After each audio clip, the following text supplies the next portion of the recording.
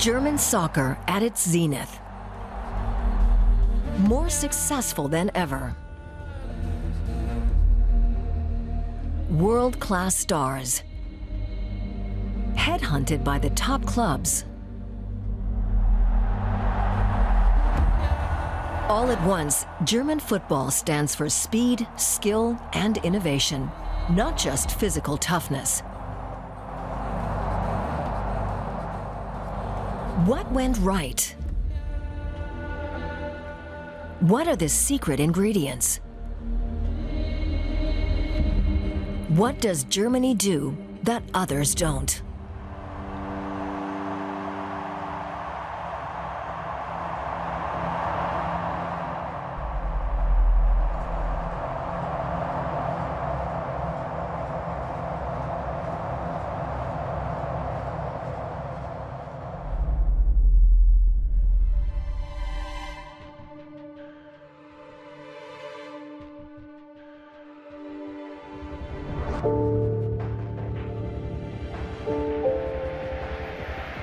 On a hot night in Rotterdam, humiliation for Germany. Rotterdam, 20th of June 2000. Germany crashes out of the group stage of Euro 2000 with a whimper, not a bang. Of course, the Euro 2000 tournament was a clear sign to the movers and shakers that something had to change. There's a feeling that the team has aged, and with so many foreign imports playing in the Bundesliga, there's not enough young talent coming through. The players' average age, 31 and a half.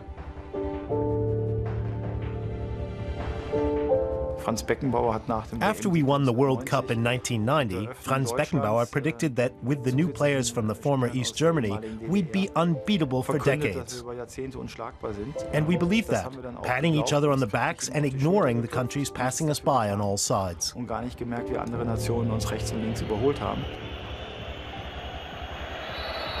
Portugal 3, Germany 0. And out go the reigning champions.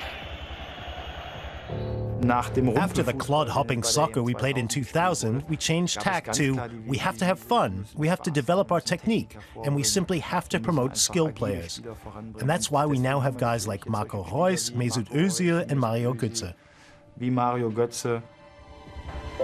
Time for German soccer to be reborn.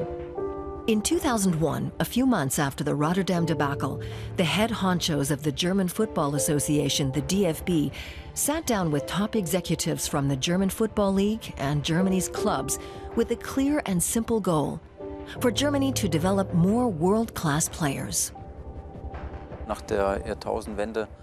After the turn of the millennium, we wanted to approach the challenge with a certain strategy, with a concept. And what we ended up doing was top of the range. In 2002, the DFB launched a multi-million euro campaign to promote young prodigies. The entire system of developing young players was revamped. The nice thing is that the entire DFB was involved in the project. The complete German soccer system with its 26,000 clubs worked. The better you make the base, the better trained the people are, the better equipped the children are, and the better the coaches at the bottom, the better the players you will have in the long run.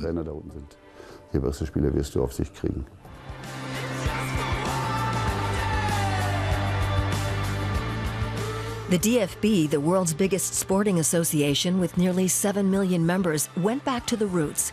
Officials were convinced that unless amateur soccer was transformed, professional football would not change.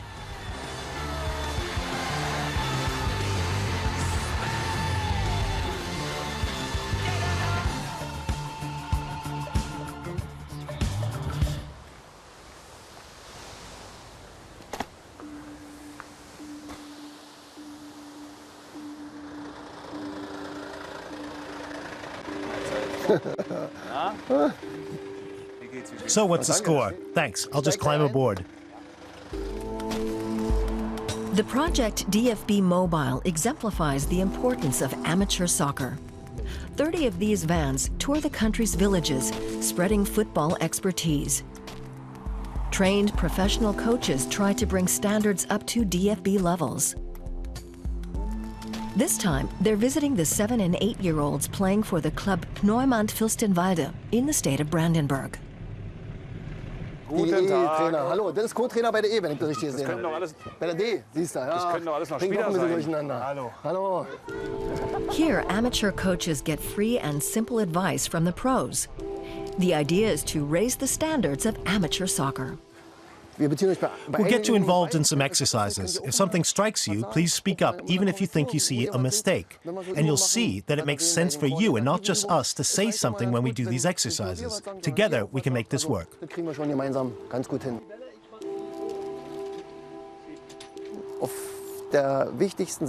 One of the most important aspects is that we conduct a practice session with the coaches and make sure we impart the experience, the innovation, coaching expertise, etc. That way, the coaches keep seeking higher qualifications. They're aware of the things on offer from the DFB to improve the quality of our work with children. Noch mehr Qualität in unsere Arbeit mit den Kindern zu bringen. Alles so, die Bälle lass da liegen. Wo spielst du Fußball? Where do you play football? With Pneumant. You play with a club. And everybody who plays for the club and takes an active part in it also belongs to the DFB. So we're all world champions with 4 stars on our chests. Alle Weltmeister. I started playing football with a tiny club, BSC Muckenloch. And it is crucial that you have coaches who motivate you, who make you enthusiastic about football. It doesn't start up there in the Bundesliga, it starts down at the very bottom. And at that age, it's not necessarily just about football. It goes like this. You throw the ball up in the air and clap your hands once. Then, of course, you have to catch the ball again. But what may look simply playful has a deeper meaning for development.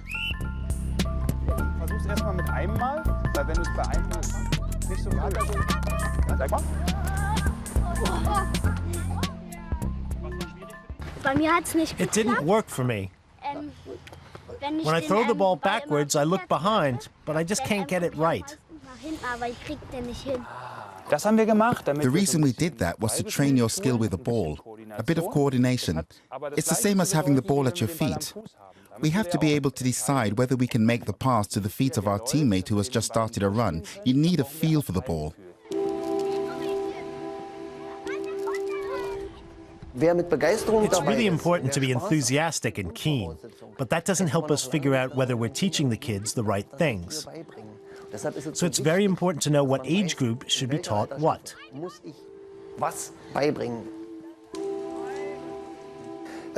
You can expect more from a kid in the top youth bracket who's just about to make the jump to adult soccer than from a 7-year-old like the ones we had today. It will always be important to get the right people involved in underage football, to get good coaches who will help kids develop their individuality, their own talent. We have to get away from the old formula of standing in a line and doing a particular exercise for 20 minutes. Most of the children would have lost interest by then.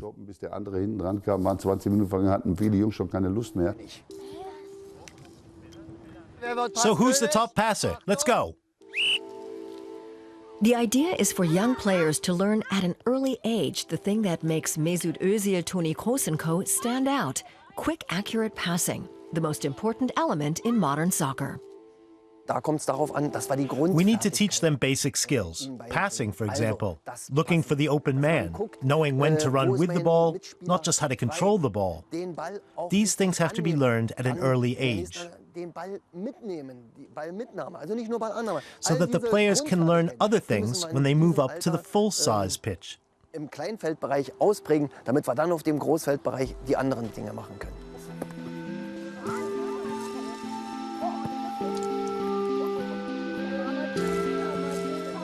I also think it's very important to talk to the coaches about what can be done better, how they can acquire better qualifications.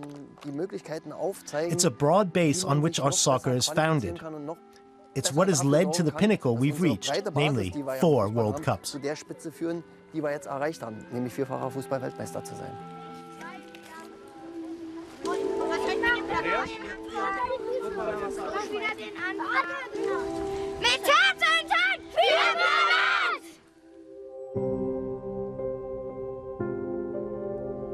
To become a pro, you first have to be discovered. Since the reform, some 1,300 professional coaches at 366 DFB centers have been trying to make sure no prodigy slips through the net. For the DFB, every child is a potential international. Englischnoten zurückbekommen. Es gibt 4 Einsen, 9 Zweien, ein paar Dreien, ein paar Karl is one of those scouted children. The 12-year-old who plays for the youth section of the Berlin club Hertha 03 is one of the club's best. He was discovered by DFB scouts. Since then, his life has changed. Dann hat Kai Finke aber gleich gesagt, du verschuldest du mir was. Wenn ich von der Schule komme, ist es eigentlich When I get home from school, it all goes very quickly. I don't have much time for myself. I come home from school, do my homework and study a bit. Then I have to pack my bags and go to training. When I get home, I might study a bit, eat my supper, and then get to bed by 8. Because in my opinion, how you play depends a lot on how early you get to bed. Meiner Meinung nach hängt das ganz viel damit zusammen, wie man spielt, wenn man früh schlafen geht. 4 club training sessions a week and 1 match. Add to that the session at the DFB's High Performance Center, where Karl has to prove himself once a week.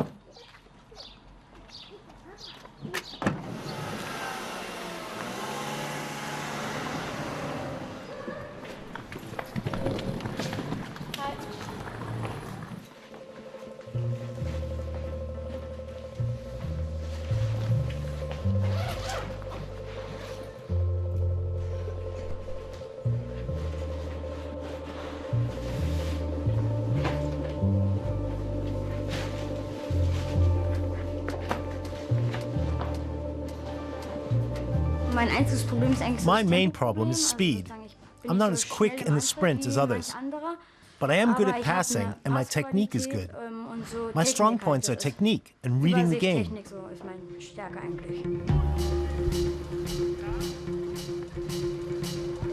Training at the High Performance Center in Berlin-Wannsee with some 30 other scouted 11 and 12-year-olds.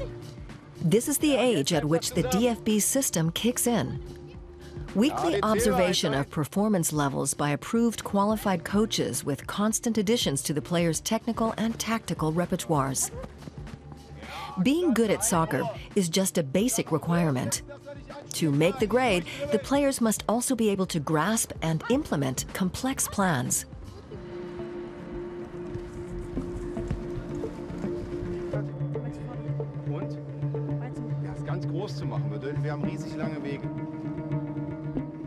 What's the aim of this game? Getting rid of the ball? Not quite getting rid of it. We don't want to lose the ball. We want to launch the next attack by moving play elsewhere. Today, we're not practicing the first touch before dribbling or selling dummies. We want to practice combinations from this first touch that shifts the game backwards, forwards, or to the wings.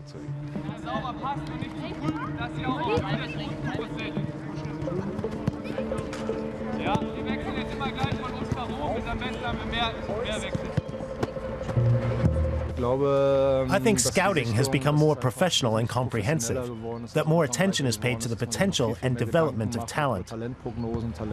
But I also think scouts have always had an eye on who can hack it.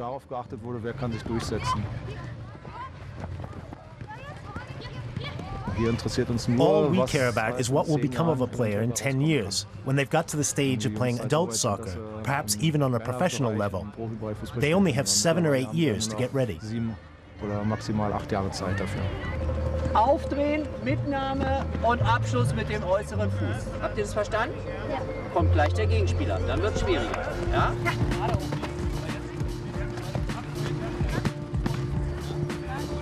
Wenn der Ball gespielt ist, ja? We have two vital elements. First, off-the-ball movement, getting away from your marker and taking up a position where you can receive the ball and head for goal. That's modern soccer.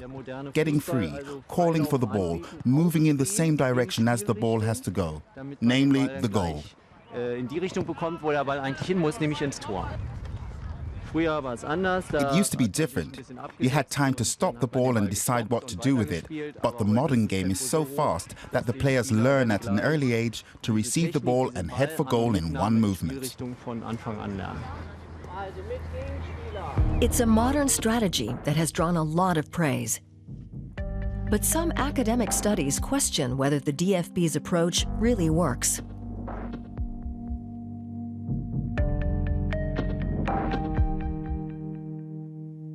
Very few of the players who are scouted at an early age actually become pros.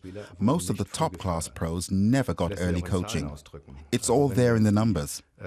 So if we look at the younger age groups, 10 or 12-year-olds, we can already tell that more than 99% of them will never make the top grade. And of those at the top level, say on the national team or in the Bundesliga, more than 80% got no special attention in this age group.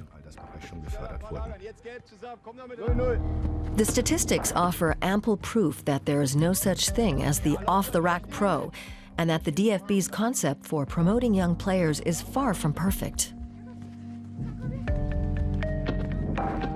It works like this.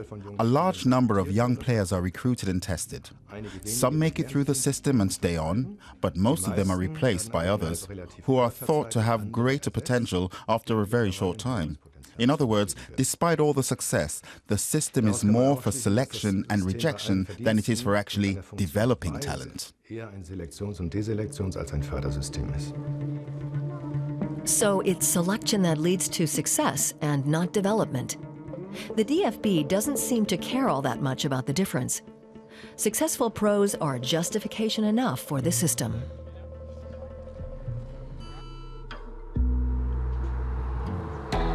The pressure is even greater in the next and decisive phase when it comes to becoming an international, in the young players' high-performance centers.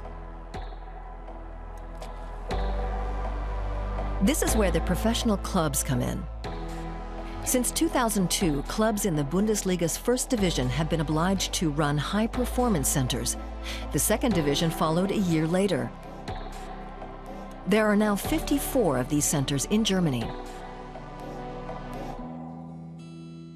The high-performance centers for young players are very important because they offer our best talents top-class training methods and top-quality facilities. One of these young talents is Florian Kruger. After classes at the elite soccer school, the 17-year-old goes to training with the under-17s at FC Schalke. Florian lives in the boarding school here, 400 kilometers away from his family.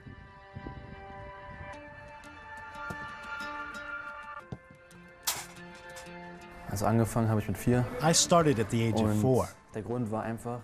My father took me to the club because all I did at home was kick the ball around. I enjoyed it from the beginning, but I also dreamt of becoming a professional player and getting established in the Bundesliga in the long term.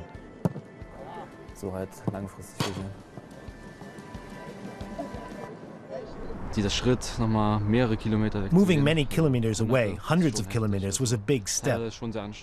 Hard work and tough times. When you have problems, you don't have your parents to turn to. It's not the same over the phone, but you get used to it. And if there are hard times, you can also talk to your teammates, which is a good thing. From outside, the facilities at the high-performance centers for young players look highly professional. The first and second division clubs invest some 130 million euros a year in this sort of infrastructure. Benedikt Hövedes also served his football apprenticeship here. He was the only outfield player who played every minute of Germany's matches at the 2014 World Cup. You see all the young players coming up through the ranks into the professional leagues now, 16, 17, 18-year-olds, and nothing new these days. The players arrive early. That's partly because they're well trained, but also because the facilities at their disposal are phenomenal.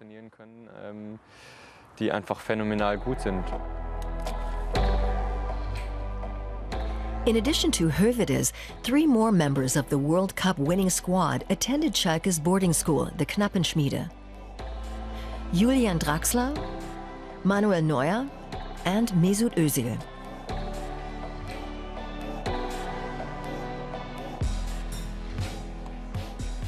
Oliver Runert, director of the Schalke Youth Academy, is proud of this output. Yet the concept was not always popular. In 2000, most clubs shied away from the investment required for the high-performance centers. But it's turned out that the obligation was actually a blessing. I think the DFB's decision to establish the high-performance centers in 2000 was of elementary importance. Clay and cinder pitches are a thing of the past. Instead, we can develop technique at the highest level. In the old days, Germany had a reputation for earning titles with blood, sweat, and tears. It's important to have that mentality, but if you look at the 2014 team, we've developed our football skills and tactics too.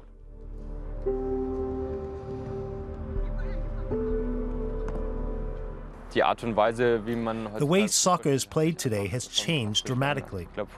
In the old days, a lot of teams played with a libero, or sweeper, because that was the done thing. You started by keeping the goals out at your own end. The emphasis was on defense. Nowadays, defense and offense are combined. For example, you start pressing in the opponent's half, forcing them to commit errors and quickly creating chances on the break. There are many incredibly subtle refinements that were developed over the years and that we trained and trained until they were ready for implementation.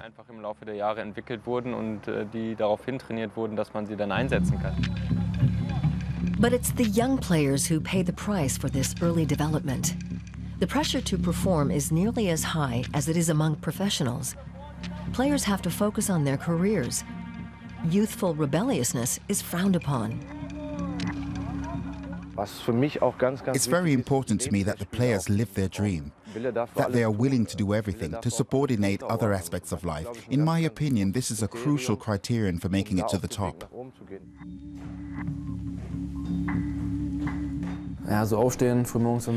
The alarm clock goes off at 7. Then we get ready for school, eat breakfast, go for a couple of hours of classes followed by a short break, then 2 more hours of classes followed by another short break.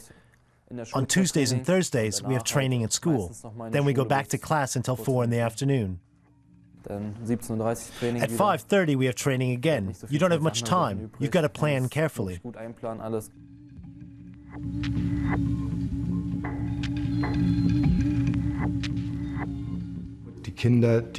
The children feel the pressure to succeed, to be selected. They also fear being excluded. Furthermore, in these high-performance centers, they don't have their teammates or coach to fall back on. Why? Because my teammate is also the one competing with me for a space in the system. He's my competitor above all else. And my coach, who would normally establish a long-term pedagogic and supportive relationship with me based on human warmth, is also my selector, the one who decides whether I will be here next season or not. Der also darüber entscheidet, ob ich in der nächsten Saison weiter hier spielen darf oder nicht.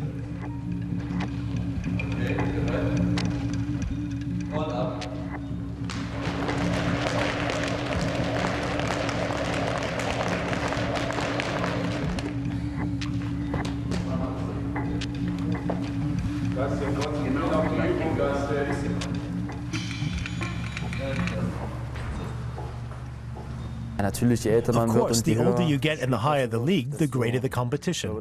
But you have to accept that if you want to be a professional player, and that becomes part of your daily normality.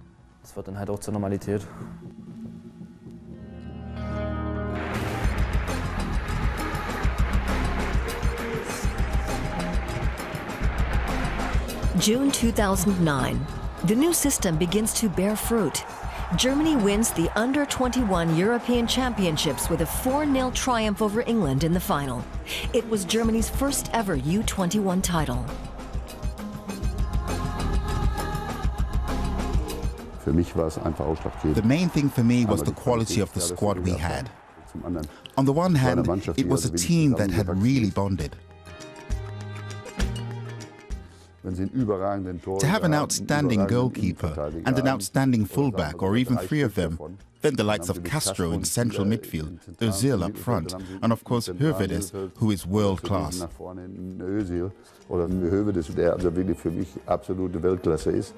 We had everything we needed.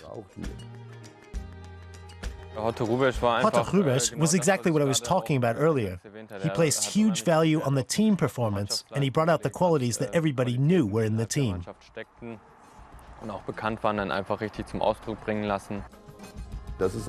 What pleases me most is what became of Mats Hummels, Castro and all the others. They all developed really well and turned into class individuals.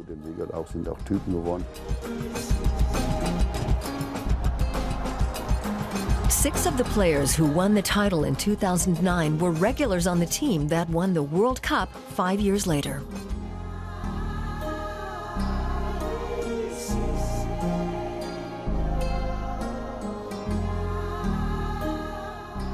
The U21 team is ultimately the finishing point for the career at the junior level, the last stage. And everybody wants to be picked for a big tournament. And the prestige is very important because everybody knows that there is only one team after that and everybody wants to be on it. The senior national team.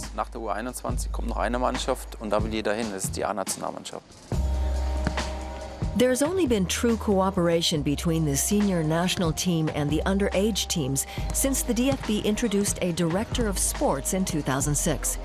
Before, the national coaches used to pick their players directly from the clubs. Now, coaches like Horst Rubesch rake their talents from the DFB's own system.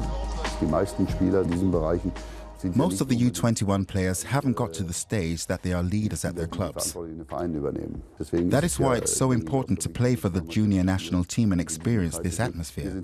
Here, they have to take responsibility. Some can do it better than others, some let themselves be led more, but they also learn from the others. And some develop their own personalities in the process. And you can see from the results. We can go through the whole squad, from Boateng to Manuel Neuer. They all developed very well. Most U21 internationals are already well established in the Bundesliga or at other top European clubs.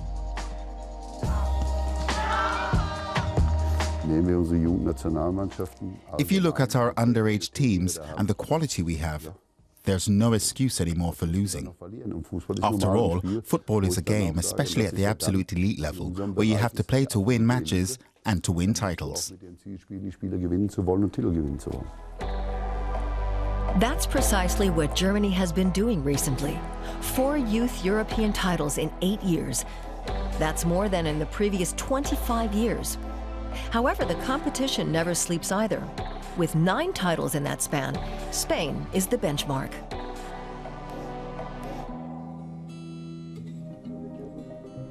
So how does Germany compare internationally? The company Double Pass in Belgium has the data. Like a rating agency, it analyzes and evaluates youth academies all over Europe. And the German system gets good marks. There was a vision, but there was also the plan how to do it. And 2 things for me are also important. That is the investment in the academies. On the one hand, the professional academies in Bundesliga, and on the other hand, the creation of the Stützpunkte, Eliteschule. So the structure, the talent development pyramid is very clear in Germany. For years, talent development played a minor role in world soccer. That has changed. And Germany is not the only place where a rethink has happened.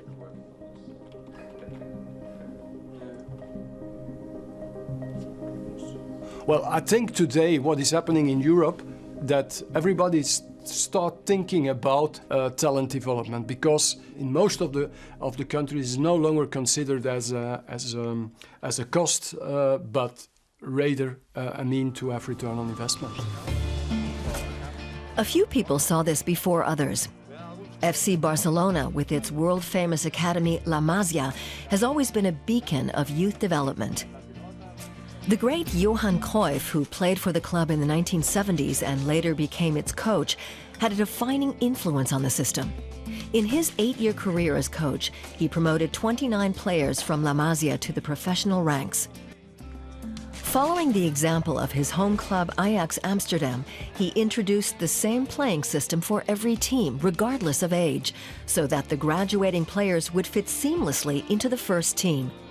To this day, La Masia leads the way when it comes to churning out professionals for the European market. The nominees for the Ballon d'Or in 2010 bore testimony to the success of Barcelona's academy. All 3 nominees, Iniesta, Messi, and Xavi, were homegrown. They're very well trained because they place great emphasis on technique.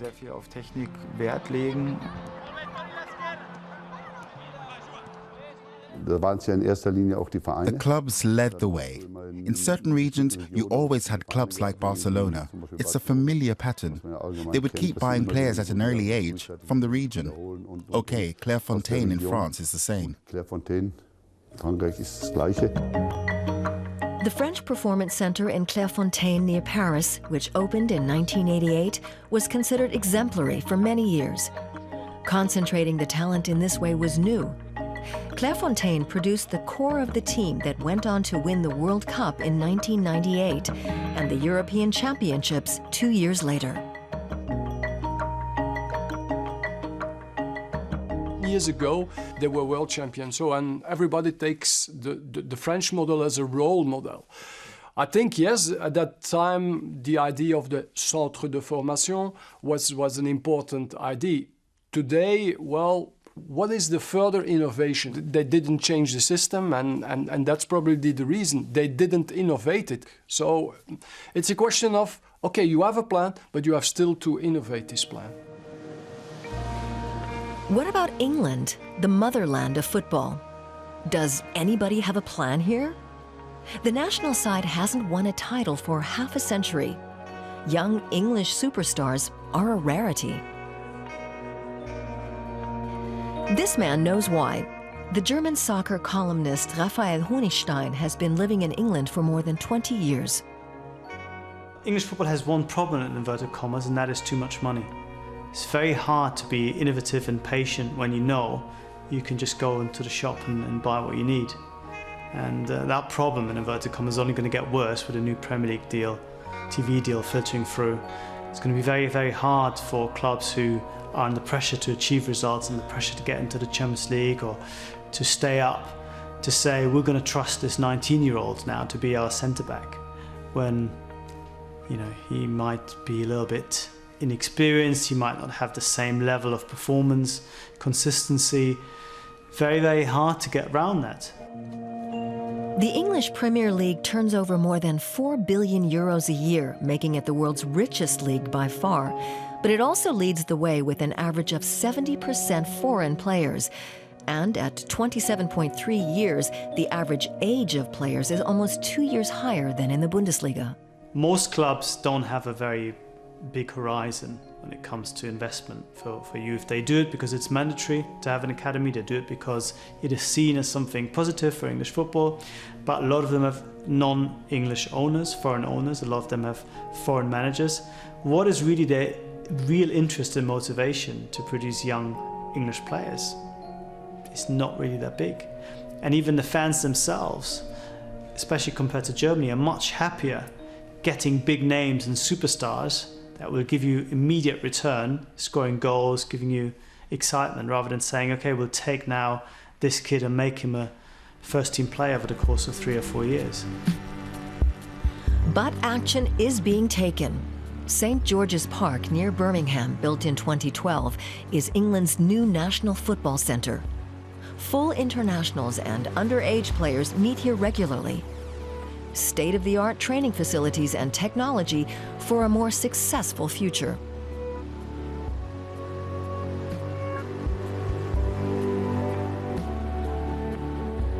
They're looking at the German model, they're looking at what's been happening in France and in Spain, and they're trying to crack that big nut to find a solution to go from just having academies where I'm sure the education is pretty good, to having young teams that can actually compete. When you look at the competitions, you know, the Youth Champions League, English teams do well, to actually having a production line that takes these guys up the ladder to the point where they're actually regulars in the Premier League. The English FA has identified the problem and has been doing something about it since 2012. Measures include obliging Premier League clubs to include at least 8 homegrown players in their squads. The richest club of all, Manchester City, which drew attention in recent years with astronomical transfer fees, is spending big on its youth academy too. It's slated to cost €300 million. Other clubs are revising their strategies as well. But I think we're beginning also to see a change towards the better. And the change is coming from a few clubs who've said, we'll go a different way. And namely Tottenham, under Mauricio Pochettino, have said, we have some fantastic youngsters, let's actually play them. They realized, well, it's a long time that we were world champion as England national team. There was a reason in 2000 for the German. There is today a reason in England to change mentality about it. And that is what is happening. England is changing its approach, and it has the luxury of massive financial power. Will this power pose a threat to other footballing countries? We can never hope to match England in terms of the revenue they generate there.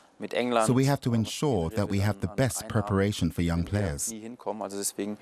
It is definitely not good to say, okay, we're world champions, we're top on the planet, and we'll just keep this ticking over because it's all good, because we have great performance centers and academies. No. We have to keep an eye on what other nations are doing. We're open-minded, and we will try to use our expertise so that we remain on top. That is what we demand of ourselves, and we have to rise to that challenge. Einfach on top sind und das ist unser Anspruch und dem müssen wir auch gerecht werden. What Germany still lacks, as opposed to other big footballing countries, is a national center. The football associations of England, the Netherlands, France, Italy, and Spain have operated headquarters for years, where first team and underage internationals can rub shoulders. The DFB's answer is this disused racetrack in Frankfurt. It wants to keep a nose in front of other nations so that it never has to go through an experience like Rotterdam again.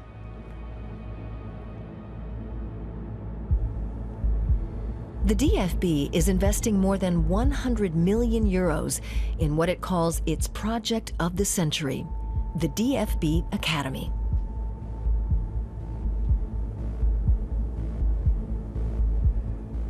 We can never rest on our laurels. We have to keep developing.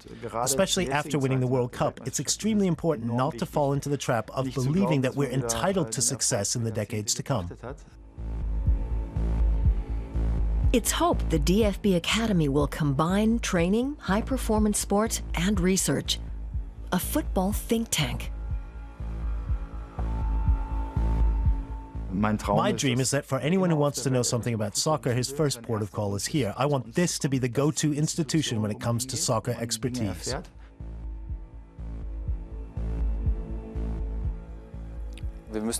We want to be the beacon of German football, so that even the Bundesliga will say, okay, that's fine by us.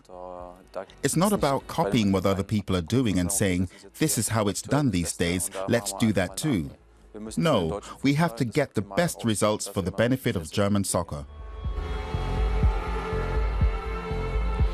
The days of the gifted street footballer who somehow makes it to the top are coming to an end. Football made in Germany is about support and selection from an early age. It is, and that is it!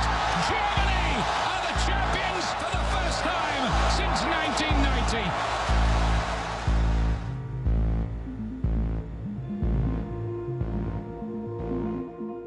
Eigentlich ist das ja bekannt. It's no secret. Everyone involved in the system knows how many new players the Bundesliga takes in every year, and on the other hand, how many players are developed. I think it's about 150 to 200 players that can enter the Bundesliga in any given year, as opposed to the 20,000 who get development training year in, year out. The football authorities know that most of the scouted players never become professionals, especially not first division ones. Keine Profis werden, erst recht nicht in der ersten Liga.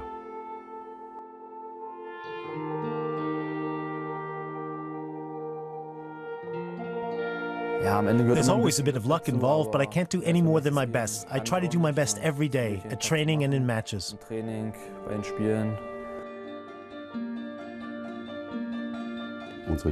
Our children are the future. People always think it's just a dream job, but ask the kids. It can be really hard work.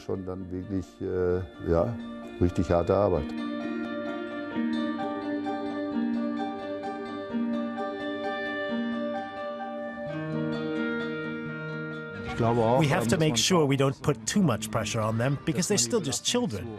As long as they're on the miniature pitch, we're dealing with children's soccer. They have to know that school and family come first, and then football.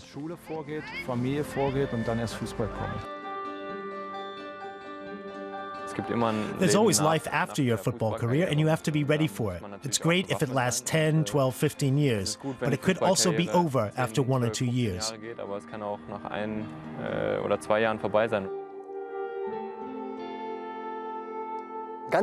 What's vital in all departments is to have fun.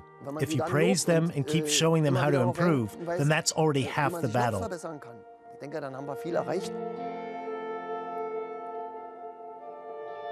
I always look forward to the next training session. I can't get enough.